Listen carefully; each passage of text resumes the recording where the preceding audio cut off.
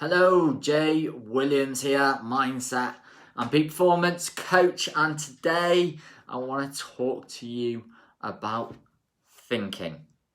More specifically, overthinking. Have you ever had one of those moments, or many of those moments, where you knew there was something you needed to do, some kind of destination, some kind of action, some kind of goal that you needed to move towards, but you found yourself getting stuck and paralyzed by your own thinking? Now, I'm here to tell you that you're not alone, because if you were to ask me, do you ever overthink things? Do you ever go into perfectionism? Do you ever get caught up in that? I would put my hands up and say, yes, 100%. Hey, Alan, yeah, it's been way too long, but I felt inspired to jump in here and share this because I think this is super, super powerful. I think it's important that we first understand about what's really going on. What is keeping us stuck? What's stopping us from moving forward? Now, is it true or false that some people seem to collapse time? Like they're just able to get so much done in a day, while others are like, take forever to make a decision. It's true. There's the answer. Now, what's actually happening is the people who are able to make decisions fast, people who are able to pivot, people who are able to evolve, those people aren't so caught up in their thoughts. Now, what tends to happen is the ego, the way it really operates is the ego is constantly projecting into the future. It's constantly looking in our environment for anything that's actually could be a threat. But it's also looking in here, what could be a threat. Sometimes we're a danger to ourselves. I'm sure you'll agree with that one. And so it's always scanning, always scanning, always scanning. And it's always coming up with simulations. It's always coming up with potential threats. Do you ever find that your mind seems to project into a future outcome, something that might happen that probably will never actually happen? Because what it's trying to do is find the solution to that. And the reason it's trying to find the solution to that is because the mind is designed to try and keep you safe. It's meant to try and keep you alive.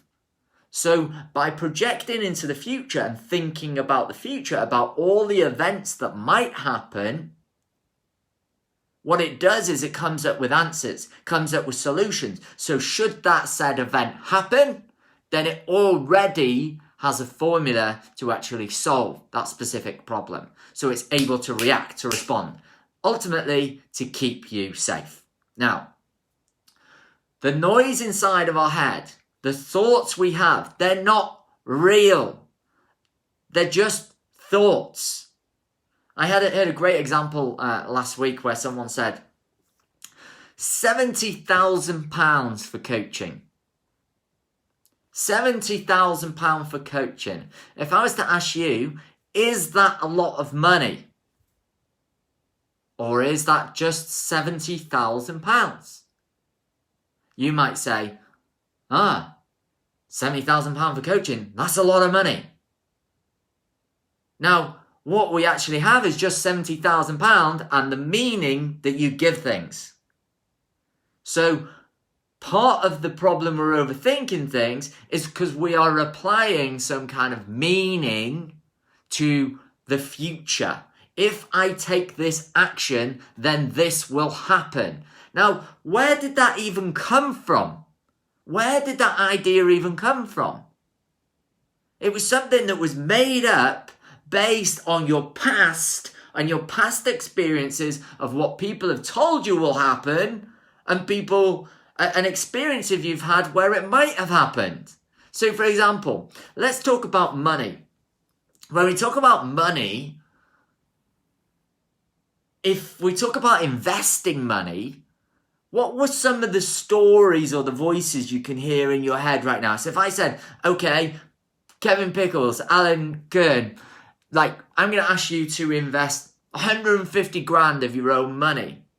And let's just assume you have this money, right? I'm going to ask you to invest 150 grand. Now, some of you might be like, yeah, let's go for it. Investing's a great strategy. It's awesome. You know, I can then turn 100 grand into $1 million, and I could invest in this and this and this, and it's going to create this lifestyle for me. But for some of you, you probably went, ooh, investment, that's risky. That's risky. Where did I hear that? Well, it's the narrative that your parents might have been told you.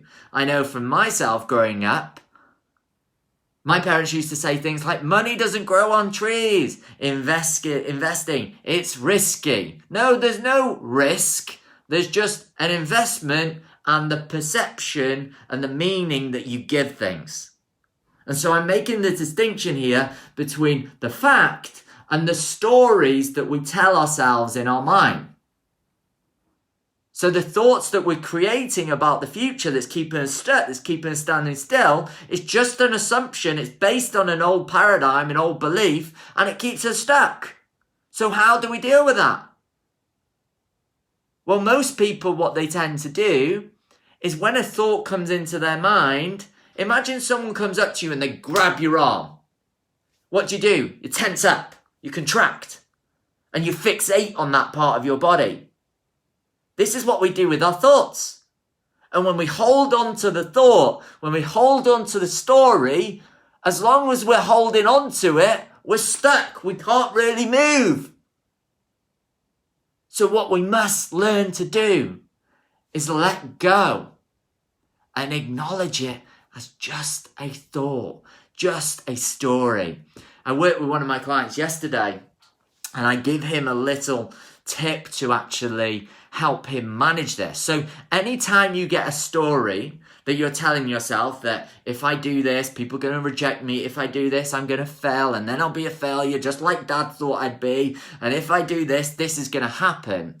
When you hear yourself in your voice telling yourself the story, projecting onto an event that hasn't even happened yet, future events appearing real, fear, what you can actually do is talk to that story and say it out loud, and say it in a really funny voice. You can put a Mickey Mouse voice on it, or your favorite impersonator, or someone, just a funny character. And what this does is, do you ever find that fear is so heavy, isn't it? Like, oh, I'm scared and anxious and that kind of thing. They're very heavy emotions. So what we can do is we can lighten it up. So I said to my client, okay, what I want you to do is whenever you hear the story come in, I want you to speak like Mickey or Minnie Mouse or Donald Duck.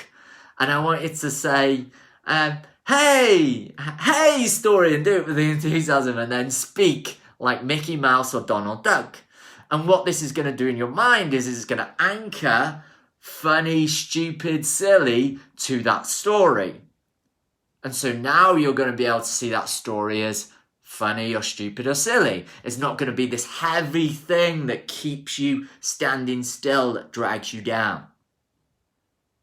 And so when it comes to overthinking, perfectionism, procrastinating, the only reason we're doing it is because we're operating out of the fear based on a story, an old paradigm, an assumption we might make about a future that hasn't happened yet, that we don't know what's going to happen, and so we make up a story about what's going to happen, even though that's based on past experiences. And am I losing you yet? Past experiences, someone else who's told you something like money is risky or investing is risky, when actually that's bullshit, because there's plenty of people all around the world investing money, making a fuckload of money, and because you're believing your story, then it keeps you standing still. It keeps you stuck. So the only way to move past it is to let go of the bloody story. Let go of the story. Acknowledge it. Say it out loud. As soon as it's in your head, that's when you're dead, as Tony Robbins would say. Because you get caught up in it. You grab hold of the story and you latch onto it in your head. It creates even more noise. That creates even more stress on your body. And when you change your physiology, that makes you feel even more like shit. So the best thing to do is vomit it out. Vomit it out. What's the story? The story I'm telling myself is this. Say it out loud. Then say, hey, Mr. Story. Say the story in a Donald Duck, Minnie Mouse, Mickey Mouse, or some other character.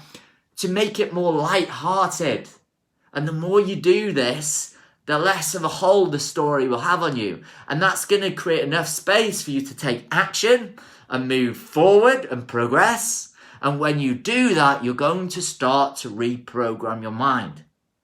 And when you reprogram your mind, it's going to reprogram what you believe. And now you have beliefs, like I mentioned earlier, which is the type of person that goes, when I invest this money, I'm going to turn my 100,000 into 1 million. Or when I take this action, I'm going to get this client. Or when I take this action, I'm going to create this result for myself. When I work out, I'm going to feel amazing. See, the big difference, I'm going to do a video on this, between an amateur and a professional. Can anybody guess? There's a few of you guys watching. Andy Blunt. Anybody guess, when it comes to mindset, the difference between an amateur business owner, and a professional? Go ahead and put that in the comments box for me. Anybody know the difference between an amateur and a professional business owner? And I'll tell you, I used to be the amateur. I used to be that person who was stuck, who was in my head, who was constantly overthinking things, trying to be a perfectionist, trying to procrastinate. No one's willing to guess because everybody's afraid they might be wrong because they want to get it perfect.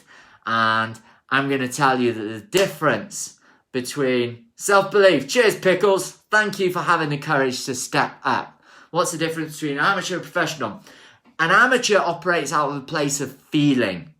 I feel this way. I don't feel like doing it today. A professional operates out of the place of commitment. I am committed to creating the result that I want. No matter what it takes, no matter how painful it is, I am committed to creating the result. Whether that be the commitment to create the result in my business, in my relationship, in my health, I'm committed. They're not going, oh, look at me and my feelings.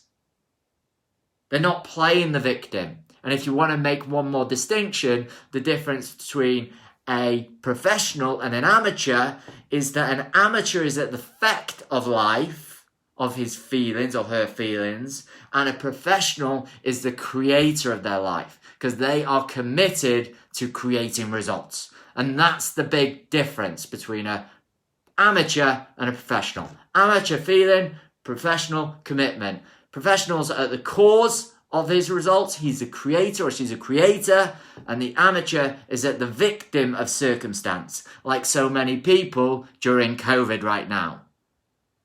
They're waiting for the world to change. Why wait for the world to change? Change it now. Switch it up. Let go of the story. Stop playing the victim, stop becoming the creator, a powerful creator, because that's exactly what you are.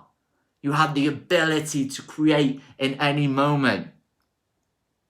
I'm going to do a video tomorrow about limiting yourself. So keep an eye on my feed tomorrow. I'm going to be doing a video about limiting yourself because this will be really powerful. It's off the back of an experience that I had with a client today. So hopefully this has been valuable. I want to know in the comments box, has this been valuable to you? Let me know. Are you procrastinating? Are you somebody who overthinks things and isn't able to let go of the bullshit stories that you're telling yourself? Are you at the effect of your life, or are you the creator of results? Let me know by commenting in the comments box below. Have a great evening, guys and girls, and I'll speak to you soon. Bye.